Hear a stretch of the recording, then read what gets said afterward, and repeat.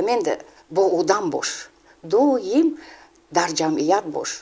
آدم با آدم زنده است. هر دم میگفت مادرم، لیکن همین خیلی و انسان پرور بودن که خاکسارانه زندگی به سر میبردن، لیکن از دستشان اومدگی نیکی و بی واسطه همین یاردم خود رو حرکت میکردن که رسانه.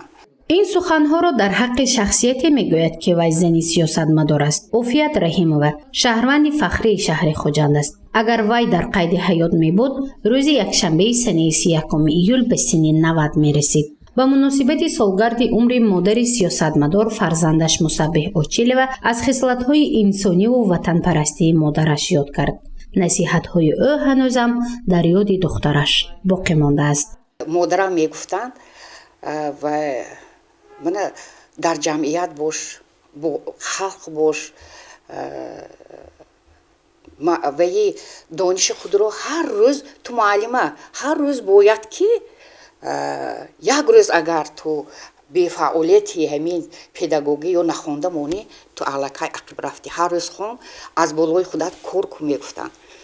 مهارت، ذوق و استعداد عافیت رحیمова را از ایام دانشجوییش برعلا مشاهده می‌کردند. زیرا هنگام تحصیل در کالج طبی یعنی سال 1952 او را با درخواست به انستیتوت پداگوگی به نام کیرف دعوت کردند. در آموزشگاه همچون کاتب تشکیلاتی حزبی و رئیس شورای زنان کارهای زیادی تربیوی را اجرا کرده است. آن سالها به کمیته حزبی شهر برای کار دعوت کردند، اما بارها دعوتشان را رد نموده است. دوستانش از این زنی سیاستمدار به نیکی یاد میکنند. با هم دوست بودیم، سفرها میبرومدیم، همه پیانیلاگوی روی رفته تفتیش میکردیم، همون افت خجانی که همراه و یا جدا همه زنی که سرطلب بودن و میکردن که کار ناز بنان برای تربیت جوانان سهم ارزندی خود گذاشتگی بودنده. جوانان وجودم سخت میستادن، میگفتن که مهنت داشتن، وطن دوست دارتن، وطن به خدمت کنتن، آبادکار باشتن. گفته حاضر چخیل که همین های طلب های همون دورانده هم همین طلبات بود. دوستان و نزدیکان از خصلت‌های نیک عافیت رحیم و یادآوری نموده تاکید می‌نمایند که وی بجز از زنی سیاستمدار بودنش اینچنین برای آبادی دیار و نیک و اهالی مردم زحمت کشیده است. برای جلب زنان و دختران به کارهای جمعیت، مستحکم شوی عائله‌های جوان، پیشگیری پاشخوری عائله‌ها و اینچنین آماده نمودن کادرهای بلند اختصاص از حساب زنان حصه خود را گذاشته است.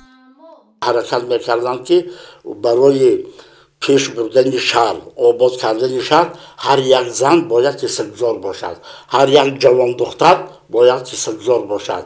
جوان دخترها دعوت میکردن که مکتب‌های عالی داخل شده با بهای اعلا تمام کرده آینده برای شهر خودند خدمت کنند. انا همین مسئله به استگذاری به یاد کنم بود. مجلس میگذاروندن و بعد چهاربینی به من گفتن که یک دقیقه است دخترم و استادم گفتن که شهری نام می نموید نظرم به شما از کجا چیکاره؟ من گفتم همین خیلی من بعد از ختم مکتبی پرتوی شهری تاشکند برگشتم و در همین وظیفه کار کرده استادم گفتن که من بعد شما رو همین قد به چهاربینی ها دعوت میکنم. من بسیار خرسند شدم از واخوری از شناس یک به نظرم اون وقت اینها بسیار شخصیت‌های دست نوراست می‌نمودند. تصور کنید 20-22 ساله دخترک چندان و جرأت هم نمی‌کردم که هم صحبت شوم. مولوده شریفova سابقه‌دار ساحه مطبوعات، شهروندی فخری شهر خوجند، در کتاب با نام جمال و زینت دنیا حکایه‌ای را نوشته است که آن به عافیت رحیمova بخشیده شده است. این روزنامه‌نگاری ورزیده میگوید هنگام نوشتن مقاله از زنی سیاستمدار پرسیده است که چگونه انشا نماید. پاسخ عافیت رحیمova این بوده است: خیلی خوب در خاطرم نقش بسته است. گفتند که بیایید درباره بهترش درباره مادرم نویسید، چون که هر چی که من به دست آوردم در زندگی این از دعای مادرم و من همون مقاله خودم را با نام دستی دعای مادر نوشته از همین آغاز کردم که به هر مقامی که رسیده باشم من از دعای مادرم و زندگی نامه خودشان را گفته گذاشتند. به نظرم یک زنی بسیار کاردان، تشبثکار، تشکیلاتچی، آتش قلب و همین رفتارشون گفتارشون همه‌اش به خودشون بسیار مناسب. وقتی که اون کس قدم میزدن من با هوس از قفایشون نگاه کرده میموندم، برای اینکه همین صدای به نظرم پایهایشون در گوشم تا امروز است که گرس قدم میزدن، یک اراده قوی داشتند. همین به کمبودی ها آرام نگاه کرده نمیتونستند، البته میگفتند و برای اصلاحش تا همان اصلاح نشود آرام نمیشدند. عافیت رحیم و از سال 1963 تا 1971 در آموزشگاه طبی از زبان تاجیکی به دانشجویان تعلیم داده است. شروع از سال 1964 تا سال 1979 در شهر به حیث دستورده کار کرده است، ولی ساکنان شهر او را همچون جانشین رئیس کمیجرایی شهر میشناختند، زیرا تا به نفقه رفتن یعنی 16 سال وی این وظیفه را ادا کرده است. برای خدمت‌های شایانش مقامات با ده‌ها سپاسنامه و افتخارنامه قدردانی کرده است. پیوندان عافیت رحیم و شادروز مادر را که 90 ساله می شود بدون او قید می کنند و از خصلت‌های بلند انسانی و وطن پرستیش یاد می آورند.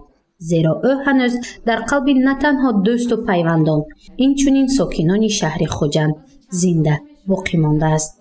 گزارش مفتون شکر و نعیم جان ایوبов برای برنامه اطلاعاتی خبر.